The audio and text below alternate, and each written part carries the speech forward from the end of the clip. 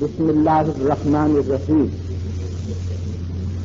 نحمده تبارک و تعالی ونستعینہ ونصلی علی رسولہ الکریم۔ السلام علیکم میرے دینی بھائیوں اور بہنوں، آج ہم ایک ایسی بدترین بیماری کا ذکر کریں گے جو دل و دماغ کا سکون ختم کر دیتی ہے۔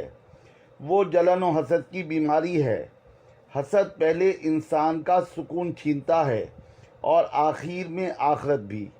وہ اس طرح کہ حاسد انسان اپنے آس پاس کے لوگوں کی کامیابی، دولت اور شان و شوکت کو دیکھ کر بے چینی اور بے کلی میں مبتلا رہتا ہے اور اپنا سکون ختم کر لیتا ہے۔ سورہ الفلق میں اللہ تعالیٰ نے کہا کہ حاسدوں سے اللہ کی پناہ مانگو۔ یہ اللہ کی مصلحت ہے کہ وہ کسی کو زیادہ سے نوازتا ہے اور کسی کو کم سے، جسے ہم نہیں سمجھ سکتے۔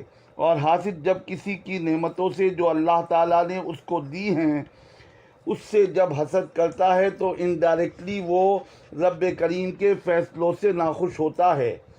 یہی حاسد کی تباہی کی وجہ ہے اور ایک بہت بڑا گناہ ہے۔ پھر وہ اس جلن و حسد کی وجہ سے رب کریم کو ناراض کر کے اپنے نیک اعمال بھی ضائع کر دیتا ہے۔ پیارے نبی نے فرمایا کہ تم حسد کے مرض سے بچو۔ حسد نیکیوں کو اس طرح کھا جاتا ہے جس طرح آگ لکڑی کو کھا جاتی ہے۔ اگر انسان مرنے سے پہلے اپنے برے اعمال سے توبہ نہ کرے تو اس دنیا سے ناکام و نامراد جاتا ہے، اللہ کی دی ہوئی نعمتوں کا بھی مزہ نہیں اٹھا پاتا اور ہمیشہ بے سکون رہتا ہے۔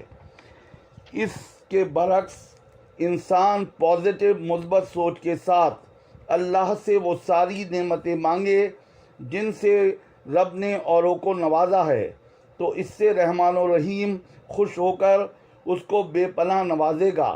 رب کریم ہمیں جلن و حسد سے بچائے اور اپنے خزانوں سے ہمیشہ بے حساب عطا فرمائے، آمین ثم آمین۔ السلام علیکم۔ الحمدللہ اللہ نے انسان کو بے شمار نعمتوں سے نوازا ہے۔ ان بے حساب نعمتوں میں سے آج ہم صرف ایک نعمت کا ذکر کریں گے۔ سورہ الرحمن میں رب کریم نے کہا ہے کہ میں نے انسان کو بنایا اور اسے بولنے کی صلاحیت عطا کی۔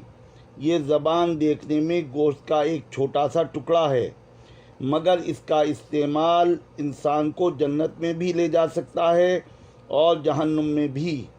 رسول اکرم صلی اللہ علیہ وآلہ وسلم کی ایک حدیث کا مفہوم ہے کہ جس کو اللہ نے اس زبان کے شر سے بچا لیا وہ جنت میں جائے گا۔ زبان کے استعمال کا اختیار اللہ نے ہمیں دیا ہے۔ اللہ کی اس نعمت کا استعمال ہم زیادہ سے زیادہ اللہ کے ذکر میں کریں، اس کے علاوہ خیر کی باتیں بتائیں، برائی سے روکیں، پریشانی اور تکلیف میں مبتلا لوگوں کی دلجوئی کریں۔ یہ زبان ٹوٹے رشتوں کو جوڑنے میں مرہم کا کام کرتی ہے، وہیں زبان کا غلط استعمال رشتوں کو توڑ دیتا ہے، بسے بسائے گھر اجڑ جاتے ہیں۔ یہ سب کو معلوم ہے کہ زبان کے دیے ہوئے زخم جسمانی زخموں سے زیادہ اذیتناک ہوتے ہیں۔ فحش اور فضول باتوں، لوگوں کو برے القاب دینے اور مذاق اڑانے سے بچیں۔ جب بھی زبان سے کچھ کہیں تو یہ سوچ لیں کہ یہ الفاظ لکھے جا رہے ہیں، ایک دن ہم سے ان کے بارے میں سوال کیا جائے گا، اس لیے کچھ بھی بولنے سے پہلے ایک بار اس پر غور و فکر کر لیں۔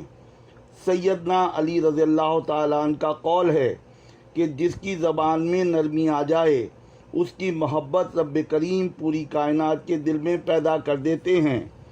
رحمان و رحیم ہمیں زبان کے شر سے بچائے اور حق بولنے کی توفیق عطا فرمائے، آمین ثم آمین۔